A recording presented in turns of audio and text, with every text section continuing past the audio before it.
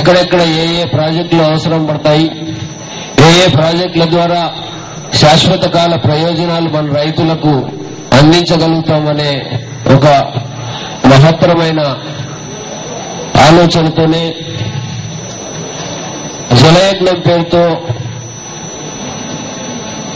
దాదాపు 1 కోటి ఎకరాలకు నీళ్లు ఇవ్వాలని, ఈ రాష్ట్రంలో సాగుకు యోగ్యమైన ప్రతి ఎకరాకు కూడా నీళ్లు అందించాలన్నంత ఒక మహత్తరమైన ఆలోచనతో ఆ ప్రాజెక్టులన్నీ చేపడితే మరి ఆ ఆలోచనలు ఆ ఆశయాలు పూర్తిగా మనకు సిద్ధించి వాటి ద్వారా రావాల్సిన ప్రయోజనాలు మనకు అందకముందే మనందరి ప్రియతమ నాయకులు మనల్ని భౌతికంగా విడిచి ఆ పరలోకానికి ఆయన పోతే మరి మనం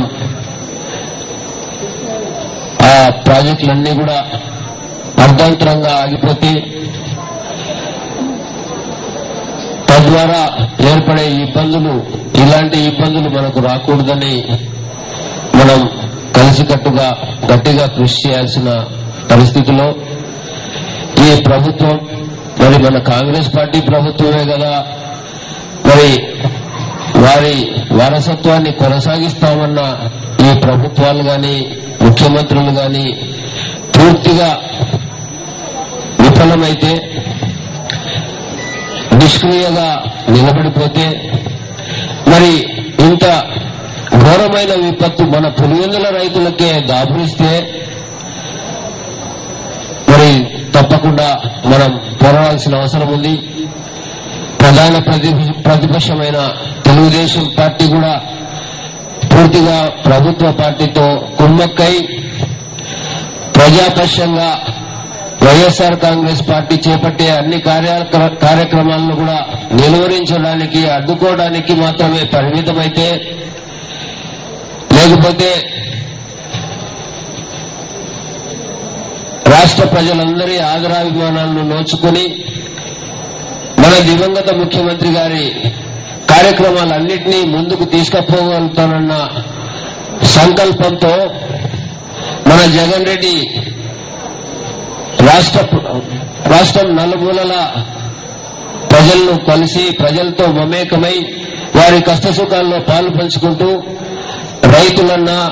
విద్యార్థులైనా, మహిళలైనా మరి కష్టంలో ఉన్న ప్రతి ఒక్కరిని ఆదరించాలని, ఆదుకోవాలని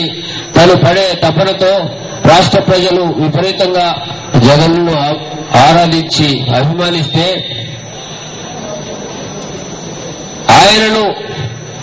ఏదో రకంగా ఇబ్బంది పెట్టాలని ఆ రెండు పార్టీలు కుమ్మక్కై కుతంత్రాలతో, కుట్రలతో తప్పుడు కేసులు బనాయించి జగన్ రెడ్డిని జైలు పాలు చేస్తే ఉప ఎన్నికల్లో కనీసం ప్రచారం చేసుకునే అవకాశం కూడా లేని పరిస్థితిలో మరి మన విజయమ్మ గారు ఆ ఉప ఎన్నికల్లో